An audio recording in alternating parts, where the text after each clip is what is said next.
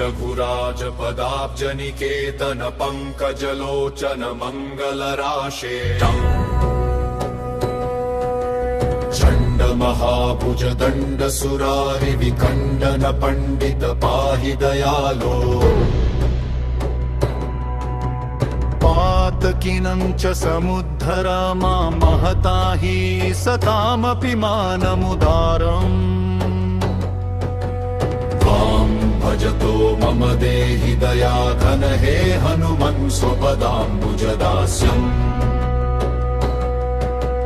संसृतितापमहानलदग्धतनूरुहमरमतनोरतिवेलम् धनस्वजनात्मगृहादिषु सत्तमतेरतिकिल्बिषमूर्ते केनचिदप्यमलेन पुराकृतपुण्यसुपुञ्जलवेन विभो वै त्वां भजतो मम देहि दयाघन हे हनुमन् स्वपदाम्बुजदास्यम्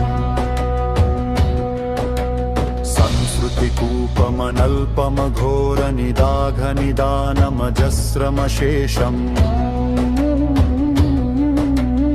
आप्य सुदुःखसहस्रभुजङ्गविषैकसमाकुल सर्वतनोर्मे घोरमहाक्षिपणापदमेव गतस्य हरे पतितस्य भवाब्धौ भजतो मम देहि दयाघन हे हनुमन् स्वपदाम्बुजदास्यम् संसृति सिन्धु विशाल कराल महाबल काल झषग्रसनार्तम् व्यग्रसमग्रधियं कृपणं च महामदनक्रसुचक्रहृतासुम् कालमहारसनोर्मिनि पीडितमुद्धर दीनमनन्यगतिमान् त्वां भजतो मम देहि दयाघन हे हनुमन् स्वपदाम्बुजदास्यम् संसृतिघोरमहागहने चरतो मनिरञ्जितपुण्यसुमूर्ते मथ भीकर घोर महोग्र मृग प्रवरार्दित गात्र सुसंधे मत्सरताप विशेष निपीडित बाह्यमतेश्च कथंचिदमेयम् त्वां भजतो मम देहि दयाघन हे हनुमन् स्वपदाम्बुजदास्यम्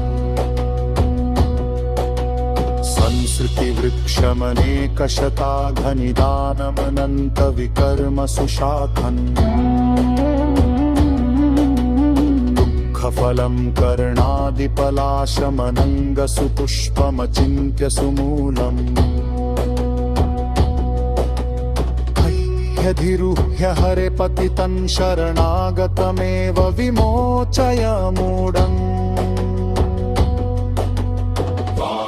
भजतो मम देहि दयाघन हे हनुमन् स्वपदाम्बुजदास्यम् संसृतिपन्नगवक्त्रभयं करदंष्ट्रमहाविशदग्धशरीरम्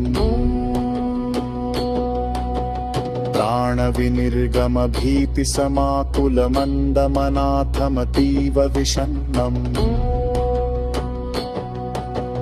मोहमहाकुहरे पतितं दययोद्धर मामजितेन्द्रियकामन् त्वां भजतो मम देहि दयाघन हे हनुमन् स्वपदाम्बुजदास्यम्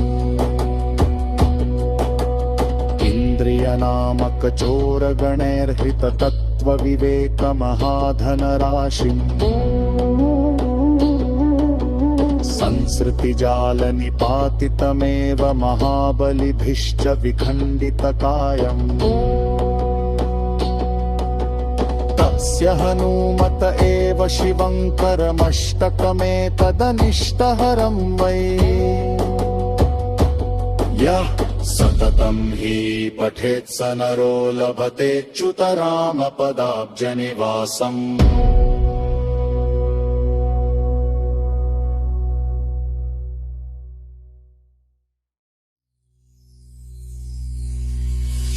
रघुराजपदाब्जनिकेतन पङ्कजलोचन मङ्गलराशे चण्ड महाभुज दण्ड सुरारि विखण्डन पण्डित पाहि दयालो। पातकिनं च समुद्धर मां महता हि सतामपि मानमुदारम्। भजतो मम देहि दयाघन हे हनुमन् स्वपदाम्बुजदास्यम्। संसृतितापमहानलदग्धतनूरुहमर्मतनोरतिवेलम्। पुत्रधनस्वजनात्मगृहादिषु सत्तमतेरतिकिल्बिषमूर्ते। केनचिदप्यमलेन पुराकृत पुण्यसुपुञ्जलवेन विभो वै। त्वां भजतो मम देहि दयाघन हे हनुमन् स्वपदाम्बुजदास्यम्। संसृतिकूपमनल्पमघोरनिदाघनिदानमजस्रमशेषम्। सुदुःखसहस्रभुजङ्गविषैकसमाकुल सर्वतनोर्मे। घोरमहाक्षिपणापदमेव गतस्य हरे पतितस्य भवाब्धौ। त्वां भजतो मम देहि दयाघन हे हनुमन् स्वपदाम्बुजदास्यम्। सिन्धु विशाल कराल महाबल काल झषग्रसनार्तम्। व्यग्रसमग्रधियं कृपणं च महामदनक्रसुचक्रहृतासुम्। कालमहारसनोर्मिनिपीडितमुद्धर दीनमनन्यगतिमान्। भजतो मम देहि दयाघन हे हनुमन् स्वपदाम्बुजदास्यम्। संसृतिघोरमहागहने चरतो मनिरञ्जित पुण्यसुमूर्ते। मन्मथ भीकर घोरमहोग्र मृगप्रवरार्दित गात्र सुसन्धे। मत्सरतापविशेष निपीडित बाह्यमतेश्च कथञ्चिदमेयम्। त्वां भजतो मम देहि दयाघन हे हनुमन् स्वपदाम्बुजदास्यम्। संसृतिवृक्षमनेकशताघनिदानमनन्तविकर्म सुशाखन्। फलं कर्णादिपलाशमनङ्गसुपुष्पमचिन्त्य सुमूलम्। ह्यधिरुह्य हरे पतितं शरणागतमेव विमोचय मूढम्। त्वां भजतो मम देहि दयाघन हे हनुमन् स्वपदाम्बुजदास्यम्। संसृतिपन्नगवक्त्रभयं करतंष्ट्रमहाविषदग्धशरीरम्। प्राणविनिर्गमभीतिसमाकुलमन्दमनाथमतीव विषण्णम्। मोहमहाकुहरे पतितं दययोद्धर मामजितेन्द्रियकामन्। भजतो मम देहि दयाघन हे हनुमन् स्वपदाम्बुजदास्यम्। इन्द्रियनामकचोरगणैर्हृततत्त्वविवेकमहाधनराशिम्। संसृतिजालनिपातितमेव महाबलिभिश्च विखण्डितकायम् तस्य हनूमत एव शिवङ्करमष्टकमेतदनिष्टहरं वै यः सततं हि पठेत् स नरो लभतेऽच्युतरामपदाब्जनिवासम्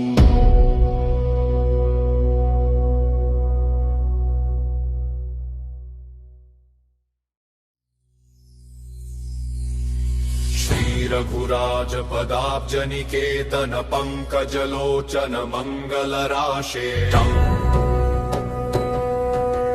चण्डमहाभुज दण्डसुरारि विखण्डन पण्डित पाहि दयालो पातकिनं च समुद्धर मां महता हि सतामपि मानमुदारम् भजतो मम देहि दयाघन हे हनुमन् स्वपदाम्बुजदास्यम् संसृतितापमहानलदग्धतनूरुहमर्मतनोरतिवेलम् पुत्रधनस्वजनात्मगृहादिषु सत्तमतेरतिकिल्बिषमूर्ते केनचिदप्यमलेन पुराकृतपुण्यसुपुञ्जलवेन विभो वै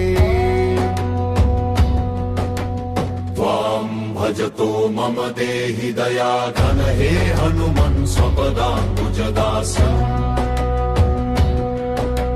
संसृतिकूपमनल्पमघोरनिदाघनिदानमजस्रमशेषम् आप्यसुदुःखसहस्रभुजङ्गविषैकसमाकुल सर्वतनोर्मे घोरमहाक्षिपणापदमेव गतस्य हरे पतितस्य भवाब्धौ त्वां भजतो मम देहि दयाघन हे हनुमन् स्वपदाम्बुजदास्यम् सिन्धु विशाल कराल महाबलकाल झषग्रसनार्तम् यग्रसमग्रधियं कृपणं च महामदनक्रसुचक्रहृतासुम् कालमहारसनोर्मिनिपीडितमुद्धर दीनमनन्यगतिमान्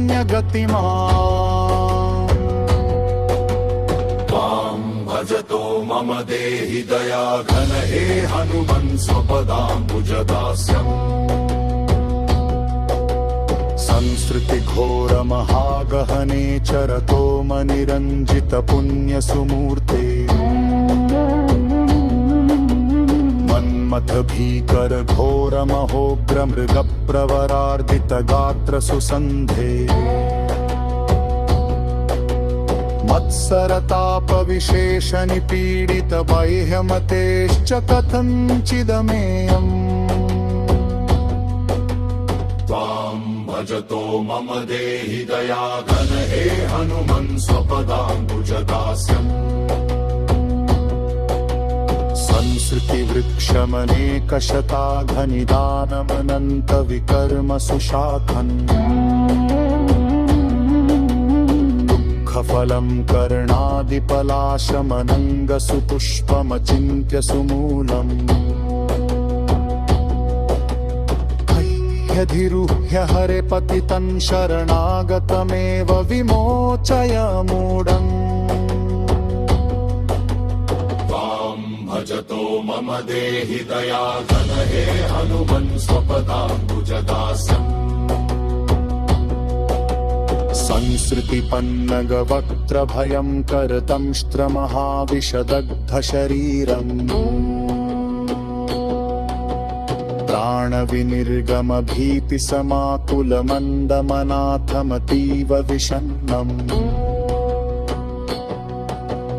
मोहमहाकुहरे पतितं दययोद्धर मामजितेन्द्रियकामन् भजतो मम देहि दयाघन हे हनुमन् स्वपदाम्बुजदासम् इन्द्रियनामक चोरगणैर्हृत तत्त्वविवेक महाधनराशिम् संसृतिजालनिपातितमेव महाबलिभिश्च विखण्डितकायम् तस्य हनूमत एव शिवङ्करमष्टकमेतदनिष्टहरं वै यः सततं हि पठेत् स नरो लभतेऽच्युतरामपदाब्जनिवासम्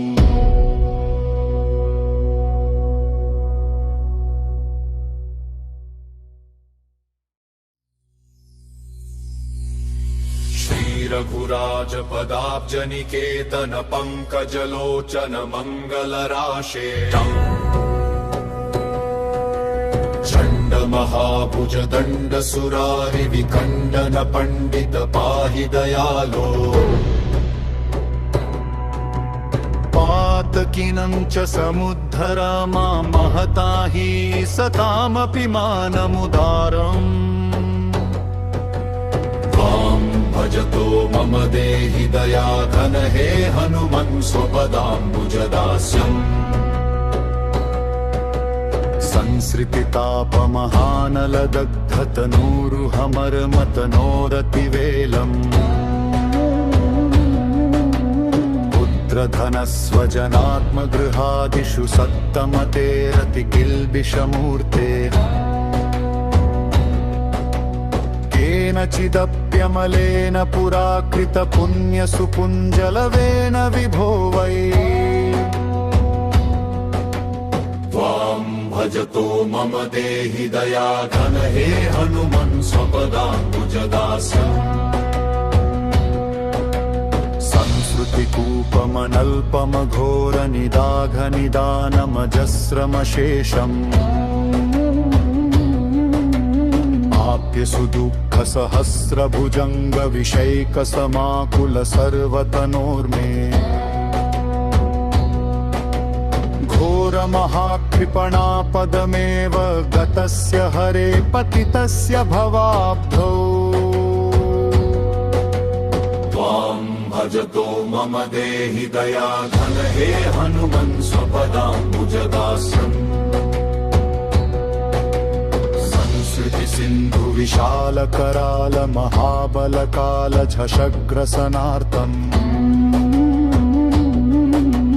यग्रसमग्रधियं कृपणं च महामदनक्रसुचक्रहृतासुम् कालमहारसनोर्मिनि पीडितमुद्धर दीनमनन्यगतिमा भजतो मम देहि दयाघन हे हनुमन् स्वपदाम्बुजदास्यम् संसृतिघोरमहागहने चरतो मनिरञ्जितपुण्यसुमूर्ते मन्मथ भीकर घोरमहोग्रमृगप्रवरार्दितगात्रसुसन्धे मत्सरतापविशेषनिपीडित बाह्यमतेश्च कथञ्चिदमेयम् त्वां भजतो मम देहि दयाघन हे हनुमन् स्वपदाम्बुजदास्यम् संसृतिवृक्षमनेकशताघनिदानमनन्तविकर्म सुशाखन् फलं कर्णादिपलाशमनङ्गसुपुष्पमचिन्त्य सुमूलम् ह्यधिरुह्य हरे पतितं शरणागतमेव विमोचय मूढम् त्वां भजतो मम देहि दयाघन हे हनुमन् स्वपदाम्बुजदास्यम् संसृतिपन्नगवक्त्रभयं करतंष्ट्रमहाविशदग्धशरीरम् प्राणविनिर्गम भीतिसमाकुलमन्दमनाथमतीव विषण्णम् मोहमहाकुहरे पतितं दययोद्धर मामजितेन्द्रियकामन् त्वां भजतो मम देहि दयाघन हे हनुमन् स्वपदाम्बुजदासम् इन्द्रियनामकचोरगणैर्हृततत्त्वविवेकमहाधनराशिम् संसृतिजालनिपातितमेव महाबलिभिश्च विखण्डितकायम्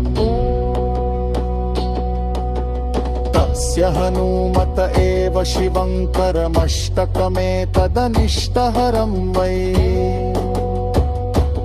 यः सततं हि पठेत् स नरो लभतेच्युतरामपदाब्जनिवासम्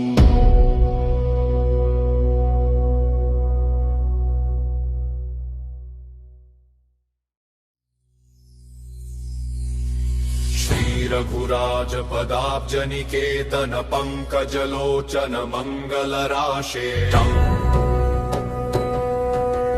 चण्ड महाभुज दण्ड सुरारि विखण्डन पण्डित पाहि दयालो पातकिनं च समुद्धर मां महता हि सतामपि मानमुदारम्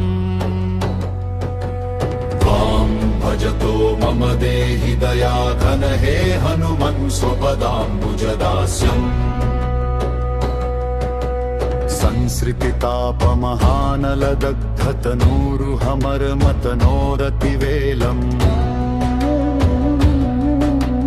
पुत्रधनस्वजनात्मगृहादिषु सत्तमतेरतिकिल्बिषमूर्ते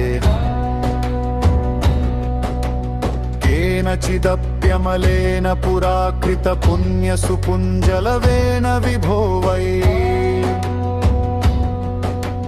त्वां भजतो मम देहि दयाघन हे हनुमन् स्वपदाम्बुजदास्यम् संस्कृतिकूपमनल्पमघोरनिदाघनिदानमजस्रमशेषम् सुदुःखसहस्रभुजङ्गविषैकसमाकुल सर्वतनोर्मे घोरमहाकृपणापदमेव गतस्य हरे पतितस्य भवाब्धौ त्वां भजतो मम देहि दयाघन हे हनुमन् स्वपदाम्बुजदास्यम् सिन्धु विशालकराल महाबलकाल झषग्रसनार्तम् व्यग्रसमग्रधियं कृपणं च महामदनक्रसुचक्रहृतासुम् कालमहारसनोर्मिनिपीडितमुद्धर दीनमनन्यगतिमान्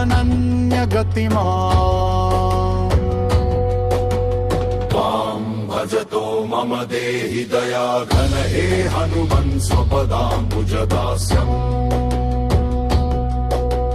संसृतिघोरमहागहने चरतो मनिरञ्जितपुण्यसुमूर्ते मन्मथ भीकर घोरमहोग्रमृगप्रवरार्दितगात्रसुसन्धे मत्सरतापविशेषनिपीडितबाह्यमतेश्च कथञ्चिदमेयम् त्वां भजतो मम देहि दयाघन हे हनुमन् स्वपदाम्बुजदास्यम् संसृतिवृक्षमनेकशताघनिदानमनन्तविकर्मसुशाखन् फलं कर्णादिपलाशमनङ्गसुपुष्पमचिन्त्य सुमूलम् ह्यधिरुह्य हरे पतितं शरणागतमेव विमोचय मूढम् भजतो मम देहि दयाघन हे हनुमन् स्वपदाम्बुजदासम्